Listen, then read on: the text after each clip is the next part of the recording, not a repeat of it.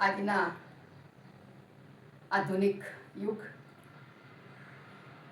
ખાસ કરીને ઇલેક્ટ્રોનિક યુગ અને સોશિયલ મીડિયાનો આ યુગમાં રમત બાળકો રમે છે, પરંતુ એ રમત મોબાઈલમાં રમે, લેપટોપમાં રમે, પેડમાં રમે અને સાથે સાથે વોટ્સએપ, યુટ્યુબ, ઇન્સ્ટાગ્રામ, આ બધી જે ચેનલો છે એ ચેનલોમાં જે રમતો આવતી હોય આધુનિક, એ જોયા કરે. પરંતુ આ જે અત્યારે જે ઇલેક્ટ્રોનિક યુગ ચાલે છે, આધુનિક યુગ ચાલે છે, એની ગંભીર માનસિક અસરો બાળકોના સ્વાસ્થ્ય ઉપર અને માનસિકતા ઉપર પડી રહી છે. કેમ કે વર્ષો પહેલા જે રમતો રમાતી હતી એ રમતો આજે લુપ્ત થઈ ગઈ છે, જોવા નથી મળતી. અને એ સમયના રમાતી એક રમત એ વિશે આજે વાત કરવી છે, અને એ છે કબડ્ડીની રમત. જે લોકોને આ કબડ્ડીની રમત રમી હશે, કબડ્ડીની રમત વિશે જાણકારી હશે, કબડ્ડીની રમત રમતા વખતે પકડાઈ ગયા હશે, વિજય થયા હશે કે હારી ગયા હશે, એમને ચોક્કસપણે આ રમત યાદ આવી ગઈ હશે. કબડ્ડીની રમત એ ભારતીય મૂળની ખૂબ લોકપ્રિય રમત છે. આ રમતમાં 7 સભ્યોની ટીમ હોય છે અને બંનેના જે નિયત કરેલા પોર્શન, જેના આંગણા કહેવાય, એ નક્કી કરેલા હોય છે અને મધ્યમાં એક મધ્ય રેખા હોય છે. અને આ ટીમમાંથી એક સભ્ય રમતો રમતો સામેની ટીમમાં જાય અને એ પણ કેવી રીતે, હુત્તુતુતુ આમ બોલતા બોલતા શ્વાસને રોકીને જવાનું હોય.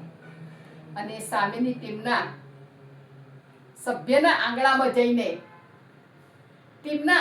જઈને કોઈ પણ એકને સ્પર્શ કરીને જ્યારે એ શ્વાસ રોકીને એ મધ્ય રેખા ઓળંગીને પોતાના ટીમની આંગણામાં આવે ત્યારે એ વિજય બની જાય. આ રમત એ વખતે રમાતી હતી, જે રમતમાં સશક્ત શરીર બનતું હતું, માનસિક રીતે વિકાસ થતો હતો અને જેનું બાવડું મજબૂત હોય, શરીર આમ પહેલવાન હોય, સશક્ત હોય, એ આ રમતના મેદાનમાં કૂદી પડતા હતા. કારણ કે સામેની ટીમને હરાવવા માટે શરીર તો મજબૂત જોઈએ ને, મગજની ચપળતા તો જોઈએ ને, એકાગ્રતા જોઈએ ને. અને આ જેનામાં હોય એ માણસ એ રમતમાં હારતો નહીં. આજે એ રમત જીવવાની કળા. સામે ગમે તેટલી વ્યક્તિઓ ઊભી હોય આપણને હરાવવા માટે, આપણે પાછા પડવા માટે, પરંતુ એવા સમયે